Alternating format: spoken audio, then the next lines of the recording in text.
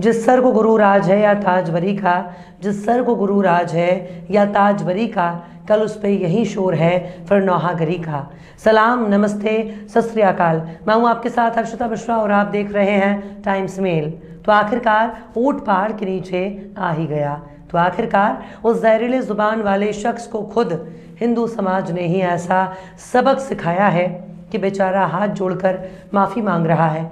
जो शख्स कल तक खुद को बहुत बड़ा हिंदू हितैषी कह रहा था, आज वही शख्स माफ़ी वीर सावरकर के किरदार में आ चुका है। वैसे तो उस शख्स की पहचान एक महंत के तौर पर है, वैसे तो उस शख्स की पहचान एक सन्यासी के तौर पर है, वैसे तो उस शख्स की पहचान अल्पसंख्यक विरोधी के तौर पर है, पर 2-4 झापड़ खाने के बाद जिस तरह से मन बड़ और मन चलो का अक्ल ठिकाने आ जाता है, ठीक उसी तरह से नरसिंहा का दिमाग भी ठीक हो चुका है। जो शख्स कल तक सम्राट पृथ्वीराज को राजपूतों की लड़की उठाने वाला कह रहा था, जो शख्स कल तक पृथ्वीराज को लड़की बाज कह रहा है, जो शख्स कल तक खुलेआम पृथ्वीराज को बदचलन कह रहा था, आज वही शख्स नाक रगड़कर माफ़ी मांग रहा है। पहले तो इस लंपट नंद ने मुसलमानों के खिलाफ जमकर नफरत फैलाई, मुस्लिमों के नरसंहार के लिए हथियार हिंदुओं को उठाने की बात करने वाला लंपटा नंद दरअसल हिंदुओं के हाथों मुसलमानों का कत्ल करा के हिंदुओं को अपराधी बनाना चाहता था। लेकिन अब हिंदू समाज भी बखूबी समझ चुका है कि इसके इरादे कुछ और ही हैं। फिर पता नहीं क्यों शख्स को इतनी इज्जत मिल रही थी। कोई इसे संत कहता है, कोई इसे महंत, कोई इसे यति कहता है, तो कोई पुजारी। लेकिन इसकी अकड़ तब ढीली हो गई जब इसने सम्राट पृथ्वीराज चौहान के चरित्र पर उठाई, तब इसने अपनी किस्मत ही फोड़ ली। अब ये शख्स गिड़गिड़ाने लगा है, अब ये शख्स अपनी कमर झुकाकर माफ़ी मांग रहा है, कह रहा है बहुत बड़ी गलती हो गई, कह रहा है अब कभी भी राजपूतों के बारे में कुछ नहीं बोलेगा, कह रहा है पृथ्वीराज के बारे में बोलकर उसने बहुत बड़ी गलती कर दी, इसके लिए वो माफ़ी चाहता है। लेकिन प्रधानमंत्री नरेंद्र मोदी के चरित्र पर सवाल खड़ा करने की अपनी हरकत पर कब माफ़ी मांगेगा? क्या पीएम मोदी से माफ़ी मांगने के लिए किसी भाजपाई का इसके अड्डे पर पहुंचना ज़रूरी हो गया है? अभी तो सिर्फ इसे राजपूतों ने राजपूती अंदाज में समझाया है, उतने में ही बेचारा गिड़गिड़ाने लगा। अगर संघियों ने लट से इसकी तशरीह लाल करनी शुरू कर दी तो बेचारा भारत छोड़कर पाकिस्तान भाग जाएगा। आखिर क्यों गिड़गिड़ाने लगा यति नरसिंहा? आखिर क्यों राजपूतों से माफ़ी मांग रहा है यति? आखिर क्यों हिंदुओं ने सिखाया यति को सबक? बताएंगे आपको और भी बहुत कुछ। लेकिन आप अगर हमारे चैनल पर नए हैं और पहली बार हमारी वीडियो को देख रहे हैं तो आप हमारे चैनल टाइम्स मेल को सब्सक्राइब कर लें, वीडियो को लाइक कर दें और बेल आइकन का नोटिफिकेशन बटन भी प्रेस कर दें ताकि बिना देरी हमारी हर खबर आपको मिलती रहे। लौटते हैं आप खबर की तरफ। पृथ्वीराज चौहान पर विवादित टिप्पणी करने के बाद निशाने पर आए नरसिंहानंद ने अब माफ़ी मांग ली है। नरसिंहा ने अब साफ तौर से कहा है कि आज के बाद वो श्री राम और श्री कृष्ण को छोड़कर क्षत्रिय समाज के किसी भी प्रसंग का जिक्र तक नहीं करेंगे। मतलब यति नरसिंहा सीधे आसमान से ज़मीन पर आ गिरा और एक ही झटके में राजपूतों ने इसका अक्ल ठिकाने लगा दिया। लेकिन आइए ज़रा एक बार फिर इसके उस बयान पर गौर करते हैं जिसमें इसने पृथ्वीराज का घोर अपमान किया था, जिसके बाद राजपूतों से बेचारा माफ़ी मांग रहा है। दरअसल यति नरसिंहानंद ने किसी ऑनलाइन इंटरेक्शन सेशन किया था जिसमें वो लोगों के सवालों का जवाब दे रहा था। इस बातचीत में भाग लेने वाले किसी शख्स ने यति से पूछा था, मैं पृथ्वीराज चौहान वाली स्थिति बता रहा हूँ, अगर आपको जयचंद की दोस्ती और मोहम्मद गौरी की दुश्मनी से किसी एक को चुनना हो तो आप क्या चुनेंगे? इसके जवाब में यति नरसिंहानंद ने कहा कि वो जयचंद की दोस्ती चुनेंगे क्योंकि उसके जैसे दोस्त बहुत कम हैं। नरसिंहानंद ने कहा कि पृथ्वीराज चौहान ने गलती की है।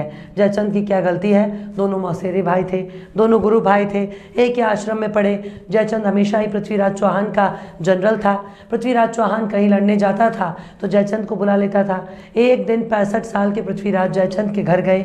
उन्होंने उसकी 13 साल की बेटी संयोगिता को देख लिया। इतनी बड़ी गद्दारी की पृथ्वीराज ने कि जयचंद की बेटी का अपहरण किया और उसके मुंह बोले बेटे को धोखे से बुलाकर मार दिया। अब अपने छोटे भाई की बेटी का अपहरण कर लोगे, उसके बेटे को मार दोगे, फिर क्या उम्मीद करते हो तुम? और जयचंद ने किसी भी जगह मोहम्मद गौरी की सहायता नहीं की, लेकिन लड़ाई छोड़कर चला गया। वो पृथ्वीराज चौहान के साथ नहीं लड़ा। जयचंद जैसे दोस्त दुर्लभ होते हैं। ये तो कायर हिंदू हैं जो राजाओं की वाह वाह करते हैं। लोग जब असली इतिहास पढ़ेंगे ना, अब मैं कुछ कहूँगा तो लोग बकवास करने लगेंगे। सारी की सारी गलती पृथ्वीराज चौहान की थी। आपने अपने जितने भी राजपूत थे सबको मार दिया। मोहम्मद गौरी को नहीं मारा तो जयचंद की दोस्ती तो बेमिसाल है। ये तो वो इन हिंदुओं में पैदा हुआ जो दलाली की वजह से, गुलामी की वजह से बहादुरों को गाली देते हैं। आपको बता दें कि पृथ्वीराज और जयचंद की बेटी संयोगिता के प्रेम की कहानी किताबों में पढ़ने को मिलती है, लेकिन अपहरण करने की बात कहीं भी पढ़ने को आज तक नहीं मिली। लेकिन ये शख्स पृथ्वीराज के चरित्र पर सवाल खड़ा कर रहा है। ये शख्स किसी भी इतिहासकार से ये बात साबित कर सकता है? शायद नहीं, क्योंकि ये शख्स अपने बकवास की वजह से ही हिंदुओं में प्रिय है, वरना इसकी ज़बान से अश्लील और गाली गलौज वाले शब्द सुनने को मिल जाते हैं। खैर, इसके बाद भी नरसिंहानंद नहीं रुकता, बल्कि अपनी बात को आगे बढ़ाते हुए कहता है कि मैं हिंदुओं को एक बात बताना चाहता हूँ। जो आज मोदी जी कर रहे हैं वही काम एक समय पृथ्वीराज चौहान ने किया था।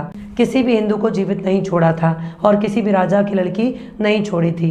सबकी लड़की उठा रहा था, यहाँ तक कि भाई की बेटी उठा ली। राजपूतों के जितने बड़े योद्धा थे सबको मार दिया और मुसलमान को नहीं मारा जो इतना बड़ा आतंकवादी था। उसे छोड़ता रहा महान बनने के लिए। आखिर में उसे मारा तो मुसलमानों ने ही, हिंदुओं ने तो नहीं मारा। यही आज के हुक्मरान कर रहे हैं, यही गांधी ने किया, यही आज मोदी जी कर रहे हैं और हम केवल इनकी वाह कर रहे हैं। कितना महान हमारा पृथ्वीराज चौहान, कितने सत्यवादी महात्मा गांधी और कितना बड़ा हमारा मोदी। विदेश में जाता है तो तालियां बजती हैं, पूरी दुनिया जीत ली मोदी ने। इतना कहने के बाद यति नरसिंहानंद ने उस शख्स की शान में तारीफ़ों के कसीदे पढ़ना शुरू कर दिए जिसे इतिहास में बहुत बड़ा गद्दार माना जाता है। लेकिन नरसिंहानंद आगे कहता है कि अरे जब पता चलेगा ना क्या हुआ, तुम्हारे साथ तो रोने की भी जगह नहीं मिलने वाली। तब पता चलेगा जयचंद कितना महान व्यक्ति था जिसके साथ इतिहास ने इतना अन्याय किया, केवल इसलिए कि हिंदुओं को गुलामी की आदत है।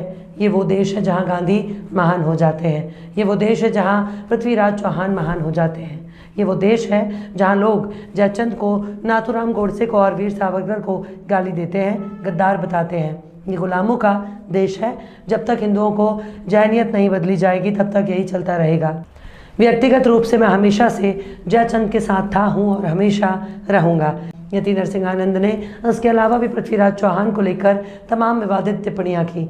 लेकिन सोमवार को यति नरसिंहानंद ने डासना देवी मंदिर परिसर में बैठकर अपना वीडियो बयान जारी किया और कहा कि अभी मेरी एक वीडियो मोहम्मद ज़ुबैर ने वायरल की। ये वीडियो बहुत ज़्यादा एडिट करके वायरल की गई। हो सकता है कि मैंने उससे जो तथ्य रखे हों वो मेरी अज्ञानता के कारण रखे गए हों। इसके लिए मैं संपूर्ण राजपूत समाज से कई बार माफ़ी मांग चुका हूँ और आज भी मांगता हूँ। कुछ राजपूतों के लड़के आज मेरे पास आए थे।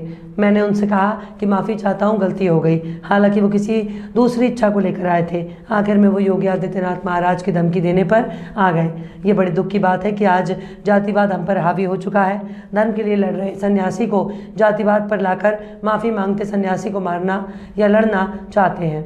ये सारी घटना थानेदार के सामने हुई। मुझे नहीं पता कि इसके पीछे कौन सी ताकत है। खैर, पीएम मोदी का अपमान होने के बाद भी क्यों बड़े बड़े और कट्टर भाजपाई बिल्कुल खामोश हैं, और यही खामोशी बता रही है कि भाजपा अभी भी इस चिलगोज़र से कितना प्यार करते हैं, जो देश के प्रधानमंत्री के खिलाफ बोलने पर भी किसी भाजपाई का दिल नहीं टूट रहा। ना तो अब भाजपा के नेता नरसिंहा का आर्थिक बहिष्कार का ऐलान कर रहे हैं और ना ही नरसिंहा के समर्थन में कोई रैली निकाल रहे हैं। अब यही मामला अगर मुसलमानों का होता है, पता नहीं कितने नेता यति के चरण छूकर आशीर्वाद लेने पहुंच जाते। लेकिन मोदी जी की शान में गुस्ताखी करने वाले यति नरसिंहानंद को अभी भी अपनी करतूत पर शर्म नहीं आ रही। लेकिन इतना तो तय है, जिस तरह से राजपूतों ने यति का अक्ल ठिकाने लगाया है, उसी तरह से भाजपाइयों को भी इसके अक्ल ठिकाने लगाने की ज़रूरत है, वरना ये शख्स पूरे हिंदू समाज को आतंकी घोषित करवा देगा। बहरहाल चलते चलते आखिर में मालिक ज़्यादा मंजूर अहमद ने भी क्या खूब फरमाया है, देखोगे तो हर मोड़ पे मिल जाएंगी लाशें, देखोगे तो हर मोड़ पे मिल जाएंगी लाशें, ढूंढोगे तो इस शहर में कातिल न मिलेगा। फिलहाल इस वीडियो में बस इतना ही। ये वीडियो आपको कैसा लगा कमेंट बॉक्स में ज़रूर बताइएगा। वीडियो पसंद आए तो लाइक करें। हमारे वीडियो लिंक को फेसबुक, ट्विटर, व्हाट्सएप पर अपने रिश्तेदार, यार, दोस्तों को भी शेयर करें। और बेबाक, निष्पक्ष, स्वतंत्र पत्रकारिता को सपोर्ट करने के लिए आप हमारे यूट्यूब चैनल टाइम्स मेल को ज़रूर सब्सक्राइब करें। और हाँ, बेल आइकन की घंटी वाली बटन भी ज़रूर से दबा दें ताकि आपको हमारे आने वाले नए वीडियो की नोटिफिकेशन फ़ौरन ही मिल जाए। फिर मिलते हैं किसी और वीडियो में एक नई खबर के साथ। हर्षिता मिश्रा को दीजिए इजाज़त। जय हिंद। तो देख लिया आपने हमारे इस वीडियो को। हमें उम्मीद है कि आपने हमारे वीडियो को लाइक किया होगा और दूसरों को भी शेयर किया होगा। अगर अभी तक आपने हमारे चैनल टाइम्स मेल को सब्सक्राइब नहीं किया है तो जल्दी से सब्सक्राइब कर दें और बेल आइकन भी प्रेस कर दें।